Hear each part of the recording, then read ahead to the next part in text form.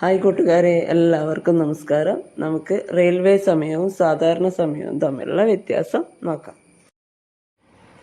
സാധാരണ സമയത്തിൽ AM PM വെച്ചാണ് നമ്മൾ കണക്കാക്കുന്നത്.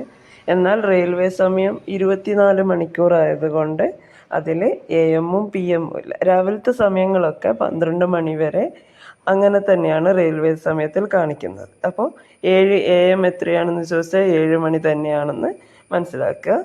അതിനുശേഷം PM വരുമ്പോഴാണ് വ്യത്യാസം വരുന്നത്. PMലേക്ക് ഉച്ചയ്ക്ക് 1 മണിയാകുമ്പോൾ അതാണ് 13 മണി എന്ന് കണക്കാക്കുന്നത്. അങ്ങനെ 4 മണി 16 മണിയാവുന്നു. ആ ക്രമത്തിലാണ് ടീച്ചർ ഇപ്പോൾ ഇവിടെ തന്നിട്ടുള്ളത്.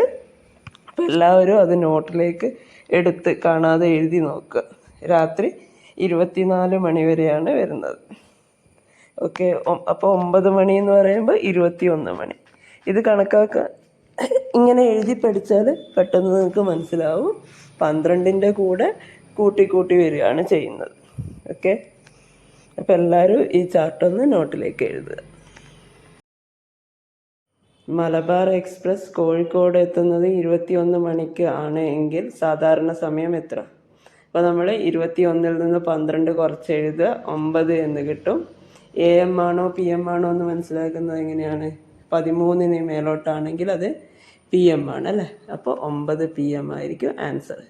അപ്പോൾ അടുത്ത ചോദ്യം, മാവേലി എക്സ്പ്രസ് 9 മണിക്ക് എത്തിച്ചേരുന്നു എങ്കിൽ സാധാരണ സമയം എത്ര? ഇപ്പോൾ 9 മണിക്കാണ് എത്തിച്ചേരുന്നതെങ്കിൽ സാധാരണ സമയം 9.